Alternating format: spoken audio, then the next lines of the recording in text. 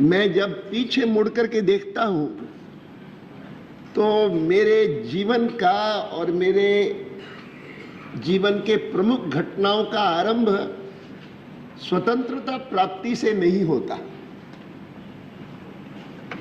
अंग्रेज का शासन मैंने देखा और वो जीवन के आरंभिक 20 वर्ष मन की एक ही इच्छा रहती थी कि इस साम्राज्यवाद से मुक्ति कब हो, कैसे हो।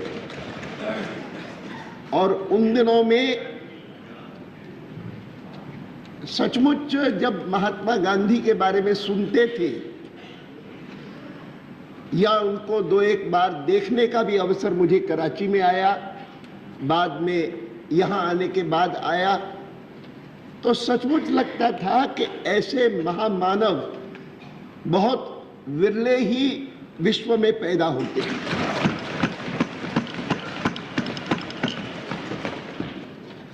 और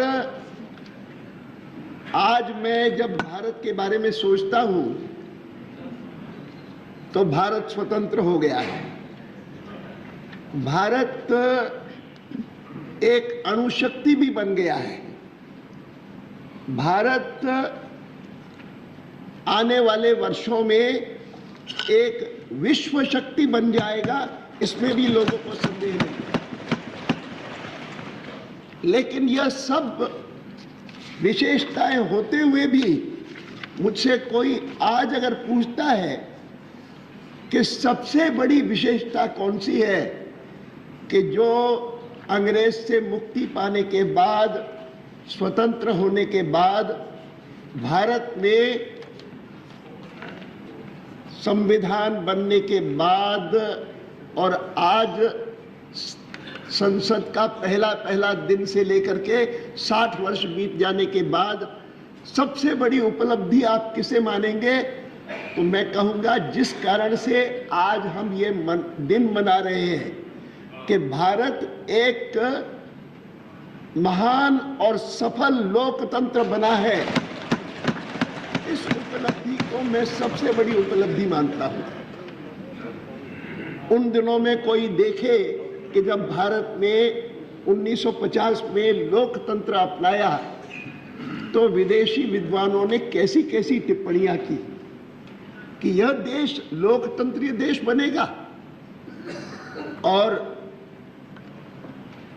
मैं किसी को कोट नहीं करता हूं, लेकिन वहां के बड़े बड़े विद्वानों ने भी कहा कि जिस देश में करोड़ों लोग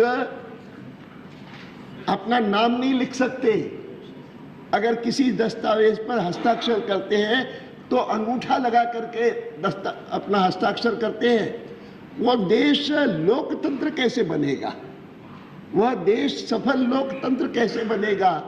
यह आशंका प्रकट करने वाले, अनास्था प्रकट करने वाले बहुत सारे लोग थे। और आज उनकी सारी अनास्था को, अविश्वास को झुटलाने वाला यह देश गर्व के साथ कह सकता है कि हमने 60 साल तक इस देश को एक सफल लोकतंत्र बनाए रखा।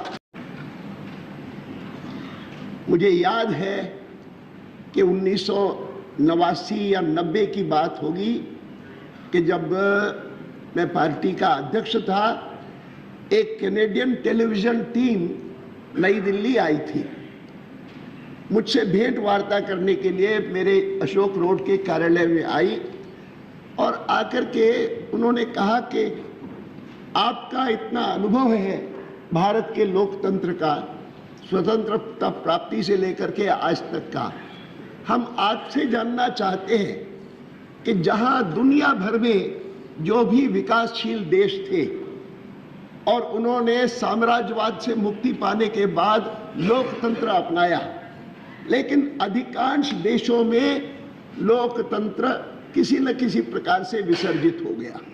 कहीं पर सैनिक शासन आ गया, कहीं पर और प्रकार का कोई अधिनायकवादी शासन आ गया। अकेला आपका देश है कि जहां पर यह आज भी सजीव है, आज भी सफल है और आज भी भविष्य अपना उसके आधार पर भी करने का निश्चय रखता है, संकल्प करता है। क्या कारण है? मैंने कहा मैं सोचता हूं तो मुझे एक ही बात सूझती है, और वो ये सूझती है कि लोकतंत्र की सफलता के लिए सबसे बड़ा कोई गुण चाहिए तो वो ये चाहिए कि एक विपरीत विचारधारा के बारे में भी सहिष्णुता का भाव हो। लेकिन मैं इस बात का गर्व करता हूं कि हमारे यहाँ पर विपरीत विचारधारा के लिए या विचार के लिए केवल सहिष्णुता का भाव नहीं होता है, आदर का भाव होता है। और यह आदर का भाव मैं उदाहरण के रूप में कहता हूं कि असहिष्णुता सबसे अधिक किसी क्षेत्र में होती है तो वह रिलीजन के क्षेत्र में होती है, पंथ के, मजहब के, इन क्षेत्रों में होती है। और उस क्षेत्र में दुनिया भर में तो साइंटिस्ट को भी और इंक्विजिशन के सामने लाया गया कि तुम जो बात कह रहे हो वो धर्म ग्रंथ में नहीं लिखी है, इसीलिए तुम्हारा ट्रायल होगा। हिंदुस्तान में ट्रायल तो छोड़िए, एक ऐसा विचारक था जिस विचारक ने कहा कि ये जो आपको कहते हैं कि अच्छा आचरण करो तो अगले जन्म में उसका तुमको पुण्य मिलेगा, ये पंडित बेकार बात करते हैं, आप फिक्र मत करो उनकी, और आप खूब खाओ पियो मौज करो, ईट ड्रिंक एंड मेक मेरी। और उसका चार्वाक का प्रसिद्ध वाक्य है, यावत जीवम सुखम जीवेत ऋणम कृत्वा घृतम पिबेत, ऋणम कृत्वा घृतम पिबेत, अर्थात कर्जा लो और घी पियो। इन वेस्टर्न कंट्रीज में कभी इसको सुनाता था, मैं उनको कहता था he was not talking of credit cards, ऋणम कृत्वा घृतम पियो पिबेत भस्मीभूतस्य देहस्य पुनरागमनम कुतः। यह देह तो भस्म होने वाला है, ये सोचना कि अगला जन्म आएगा, कुछ नहीं आएगा, बेकार बात है। और ये कहने वाला चार्वाक, उसको इंक्विजिशन के सामने नहीं खड़ा किया, उसको ऋषि चार्वाक कहा, अर्थात सहिष्णुता नहीं लेकिन आदर का भाव। जब पंथ के, मजहब के क्षेत्र में विपरीत विचार वाले का आदर हो, उसको ऋषि कहा जाए, तो आर्थिक, सामाजिक, राजनीतिक क्षेत्र में अगर कोई व्यक्ति कहता है कि पूरा का पूरा राज्य के अधीन होना चाहिए, दूसरा कहे कि सारा का सारा आम जनता के अधीन होना चाहिए, इस पर मतभेद में असहिष्णुता कैसे होगी? मैं मानता हूं कि भारत में लोकतंत्र की सफलता का प्रमुख कारण है विपरीत विचारधारा के लिए आदर का भाव, और संसद इसका बहुत बड़ा उदाहरण है। मेरे वरिष्ठ सहयोगी मुझे 3-4 महीने सीनियर है संसद में, और मैं दोनों हम राज्यसभा में ही पहले आए, और उन्होंने अभी अभी जो बात कही मैं उसको पूरी तरह से इंडोर्स करता हूं।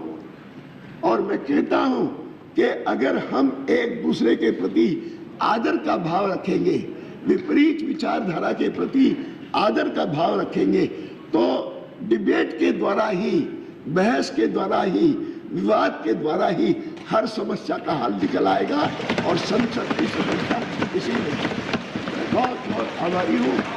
मैंने अगर धन्यवाद उल्लंघन किया तो क्षमा प्रार्थी हूँ।